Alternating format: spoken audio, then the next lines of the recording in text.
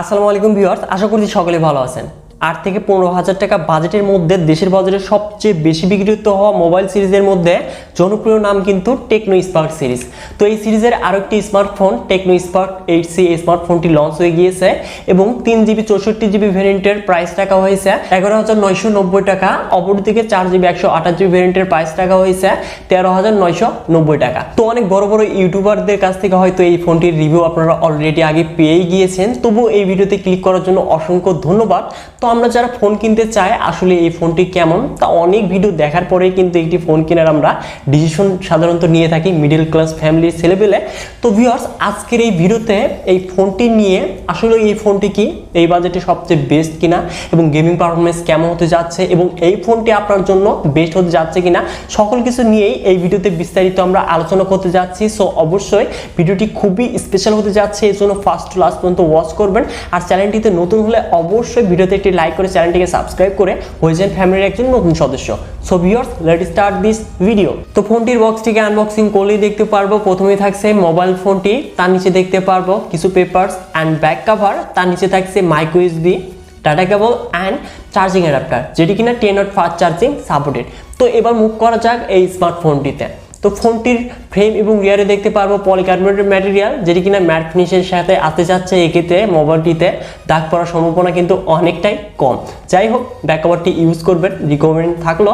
এরপর আসি এই ফোনটির পোর্টস এবং বাটনে। তো ফোনটির ডান সাইডে থাকছে ভলিউম আপ এবং ডাউন বাটনের সাথে পাওয়ার বাটন এবং উপরের দিকে কোনো কিছু থাকছে না। বাম পাশে থাকছে ট্রিপল কার্ড সল, যেখানে আমরা 2 সিম সহ একটি মেমোরি কার্ড ইউজ করতে পারবো এবং এই ফোনটির নিচের দিকে থাকছে 3.5mm audio Jack, primary microphone, micro SD port and speaker grill. তো অবশ্যই এই স্মার্টফোনটির ডিজাইন এবং বিল্ড কোয়ালিটি কিন্তু অনেকটাই প্রিমিয়াম। তো দেখলেই যাই হোক অনেকটাই কিন্তু ফ্ল্যাগশিপ ক্যাটাগরির ফোনগুলোর মতোই মনে হয়। এবার আসি এই স্মার্টফোনটির ডিসপ্লে সেকশনে। 6.6 inches IPS LCD display panel দেখতে পারবো, যার রেজুলেশন HD+ এবং এই ফোনটিতে থাকছে 90Hz রিফ্রেশ রেট।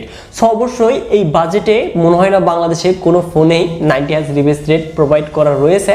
যাই হোক, এটি কিন্তু একটা প্লাস পয়েন্ট, তেমনি মাইনাস পয়েন্ট হিসেবে রয়েছে এই স্মার্টফোনটির কিন্তু ব্রাইটনেস একটু কম। তো অবশ্যই সানলাইটে একটু ট্রাভেল করবে এই ফোনটি এবং এই ফোনটিতে আপনারা যারা মাল্টিটাস্কিং করে থাকেন তো অবশ্যই একটা স্মুথনেস অনেকটাই বেড়ে পেতে যাচ্ছেন।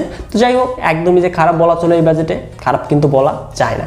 তো এবার আসি এই ফোনটির পারফরমেন্সে।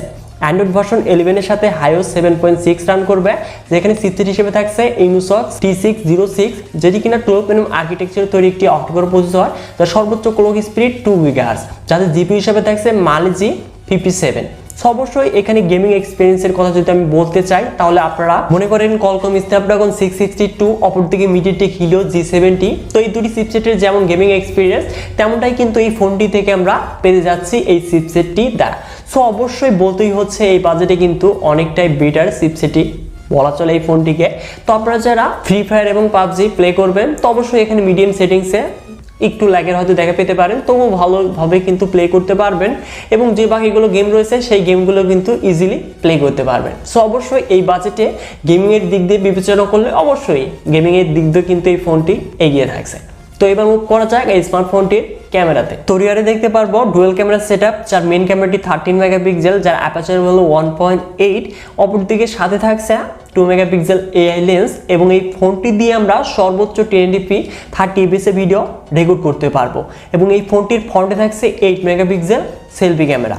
তো অবশ্যই এই ফোনটিতে এবার দেখে নিয়ে যাওয়া কমন ফিচার্স কি থাকছে। তো LAN, Bluetooth, GPS, NFC, radio, micro USB port এবং এই ফোনটিতে সিকিউরিটি হিসেবে থাকছে রিয়ার মাউন্টেড ফিঙ্গারপ্রিন্ট স্ক্যানার, যেটি কিনা অনেকটাই ফাস্টেড এবং অ্যাকুরেট ছিল। সো এবার আসি এই ফোনটির ব্যাটারিতে। তো 5000 mAh ব্যাটারি দেখতে পারবো এবং এই ফোনটি 18W ফাস্ট চার্জিং সাপোর্ট, কিন্তু আমরা বক্সের সাথে পেয়েছি কিন্তু 10W সাপোর্ট। তো এই স্মার্টফোনটি আমরা মোট দুটি কালার ভ্যারিয়েন্টে পেতে যাচ্ছি, একটি হচ্ছে ব্ল্যাক, অপরটি কিন্তু ব্লু। তো এবার মুভ করি এই ফোনটির প্রাইসে। তো প্রাইসটা আমি আগেই বলেছি, স্ক্রিনে হয়তো আপনারা দেখতে পাচ্ছেন। তো 12,000 টাকায় অবশ্যই এই ফোনটি আমার কাছে বেস্ট মনে হয়েছে। তো আপনারা যারা যাই হোক গেমিং পারফরমেন্স বেটার নিতে চাচ্ছেন এবং মোটামুটি ক্যামেরা কিন্তু অতটা বেটার না, সাথে যাই হোক মিডিয়া কন্টেন্টগুলো বেশি বেশি ওয়াচ করবেন, সেই ক্ষেত্রে আপনার জন্য এই ফোনটি বেস্ট হতে যাচ্ছে। অপরদিকে এর যে হায়ার ভেরিয়েন্ট মানে 4GB 128GB সেটি কিন্তু 14,000 টাকা আমি কখনোই আপনাদের সাজেস্ট করবো না, কারণ এই বাজেটে অনেকগুলো ফোনই কিন্তু রয়েছে বাংলাদেশে অ্যাভেলেবল। সো ভিউয়ার্স, এই ফোনটি আপনাদের কাছে কেমন লেগেছে অবশ্যই কমেন্ট বক্সে কমেন্ট করে জানিয়ে দিবেন। আর ভিডিওটি যদি একটু ভালো লেগে থাকে তাহলে অবশ্যই ভিডিওতে লাইক করে চ্যানেলটিকে সাবস্ক্রাইব করে হয়ে যান ফ্যামিলির একজন নতুন সদস্য।